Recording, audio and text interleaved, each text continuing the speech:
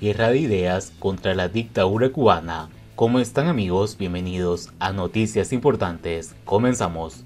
Controlar a los intelectuales siempre ha sido uno de los mayores esfuerzos del régimen cubano, pero también uno de sus fracasos más manifiestos.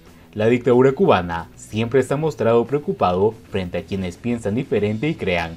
Una y otra vez resurge el temor de que escritores, pintores, periodistas, economistas, ingenieros, profesores y hasta bibliotecarios en algún momento cuestionen el sistema. Bajo su punto de vista, no le falta la razón. La oposición en Cuba en estos momentos no se define en la lucha armada, sino en la confrontación política.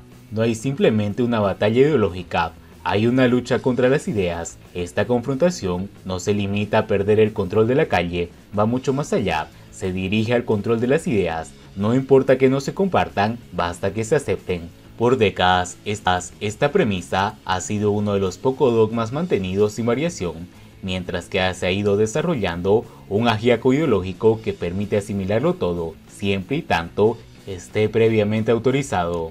Este dogma siempre se ejemplificó en manifestaciones burdas, como las famosas reuniones laborales y estudiantiles para supuestamente discutir el último discurso de Fidel, pero también tuvo momentos cómicos, como las tristemente célebres palabras a los intelectuales. Sentimos el temor de la existencia de un organismo nacional, que es un deber de la revolución y del gobierno revolucionario contar con un órgano altamente calificado que estimule, fomente, desarrolle y oriente. Sí, oriente ese espíritu creador. Lo consideramos un deber, escribió el dictador Fidel Castro en dicho folleto. Si nosotros impugnamos ese derecho del gobierno revolucionario, estaríamos incurriendo en un problema de principios, porque negar esa facultad al gobierno revolucionario sería negarle al gobierno su función y su responsabilidad, sobre todo en medio de una lucha revolucionaria de dirigir al pueblo y dirigir a la revolución, añade. El entonces gobernante estableció muy claro lo que consideraba los derechos de la revolución, es decir, sus derechos, y por supuesto, no todos los derechos eran iguales. Unos estaban apoyados por cañones, policías y cárceles, y otros dependían simplemente del individuo. Así que a partir de ese momento, todo el mundo debía saber a qué atenerse, y el principio no ha cambiado hasta hoy. Podrá haber desaparecido físicamente su autor, pero su obra continúa.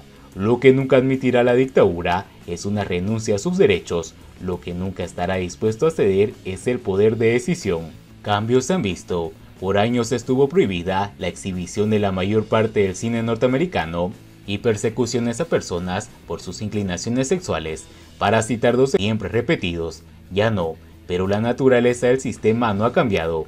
Lo anterior lleva a reconocer, aunque nunca a compadecer, el triste papel de los represores de todo tipo, que por miedo llevan a cabo tareas que pueden resultarles desagradables o gustosas, porque para todos siempre hay alguien dispuesto y que saben que ya a estas alturas no queda la posibilidad de duda al respecto, que en el futuro enfrentan la responsabilidad de ser criticados, separados e incluso sancionados. Los escritores y artistas de la isla no deben olvidar que, a los ojos de la dictadura, es igualmente sospechoso un disidente que se cuestiona el curso del proceso social que un creador interesado en difundir su punto de vista. La única diferencia aceptada es el grado de encubrimiento a la hora de exponer una opinión. En ambos casos, el grado de distanciamiento del punto de vista oficial lo establece el propio sistema. No son las circunstancias las que hacen más o menos permisibles una crítica. El régimen se reserva el derecho a dictaminar sobre qué protestar, cómo y cuándo hacerlo. Todo escritor y artista honesto que vive en el país está ante la situación sumamente difícil. Guardar un silencio culpable ante cualquier acción represiva compromete la dignidad intelectual. Manifestarse abiertamente implica no solamente un peligro personal, sino también la posibilidad de ver interrumpida la labor creativa. Queda a cada cual determinar qué es más importante. Como nación, Cuba atraviesa una crisis cultural sin salida. Por décadas el país se ha caracterizado por la existencia de un gran número de intelectuales silenciados o silenciosos. No se pueden arengar desde el exterior el asumir un compromiso que se negó al abandonar el país. Siguiendo con las noticias, ¿qué fue primero en Cuba, la inflación o la tarea de ordenamiento? la estabilidad interna de precios que veían los cubanos antes del supuesto ordenamiento era magia presupuestaria de la dictadura. Efectivamente, si medimos la inflación en Cuba según la tradicional metodología que compara la evolución del precio de la canasta de bienes y servicios a partir de un año base, encontraremos que entre 2000 y 2019 la tasa de inflación aproximada fue de 1,3%, pero ¿acaso esa metodología aplica en Cuba?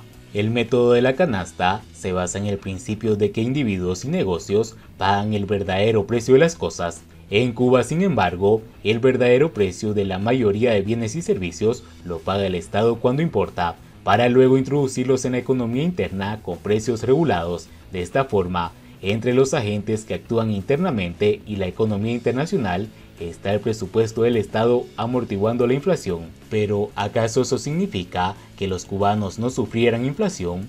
Absolutamente no. Un análisis de la inflación en Cuba debe partir de comprender que, en el singular sistema castrista, el sujeto económico real es el gobierno-estado. El resto de los agentes de la economía utilizan precios definidos políticamente, cuya relación con el valor del mercado depende de la voluntad y el interés del gobierno. La inflación real la paga un gobierno que ha suplantado el rol empresarial de los ciudadanos, pero estos siguen siendo la fuente del presupuesto controlado por el Estado, con lo que familias y empresas pueden que no estuvieran pagando la inflación en las tiendas, donde los precios fueron bastante estables, pero la estaban pagando en la frontera. Este modo comunista de encarar la inflación es un mecanismo tramposo que mantiene estabilidad interna de precios, reconvirtiendo la inflación desde un incremento generalizado de precios a una progresiva y selectiva escasez. Así, el mecanismo monetario es mutado por uno político.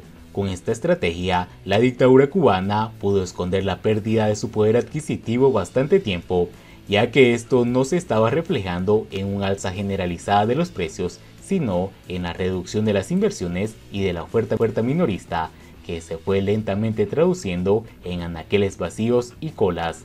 La selectiva escasez se refiere a que el gobierno, esto es imprescindible entenderlo, para poder sostener los crecientes costos de los insumos básicos, alimentación, medicina, energía y demás, disminuyó ostensiblemente la inversión de un nuevo capital fijo de varias ramas de la economía, agricultura, pesca, transporte, industria y otras, y además no amortizó el capital fijo existente, así que este se ha ido deteriorando de modo acelerado.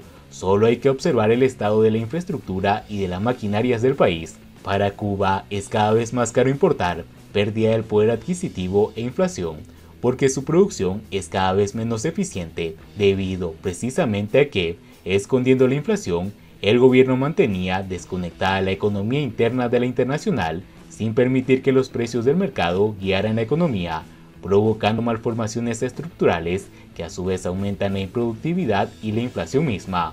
En Cuba, la verdadera inflación la descubrimos cuando se levanta ese velo monetario que a veces opaca el análisis de la economía real, pues, aunque la inflación puede explicarse como un fenómeno monetario, lo que subyace es el encarecimiento relativo de unos bienes con respecto a otros. Cuba no era un oasis de paz donde se operaba con una baja inflación, sino un pantano donde el gobierno mantenía a la gente mirando hacia otro lado, mientras, lentamente, se hundía en una inflación manejada y creada a nivel central por los medios alternativos al monetario, como la desviación de recursos desde la formación bruta de capital al consumo, haciendo un trading entre el corto y el largo plazo, pan para hoy, hambre para mañana, y bien, llegó el mañana. La tarea de ordenamiento, en su intento de hacer más transparentes y menos administrativa la economía cubana, ha destapado la inflación reprimida que se venía acumulando y además ha arrojado gasolina, el aumento de remuneraciones, tipo de cambio fijo, eliminación de subsidios, al fuego que el castrismo nos estaba cocinando, haciendo cada vez más nítido que el fallo no está dentro del sistema, el fallo es el sistema y ahí su imposible reforma y necesaria sustitución.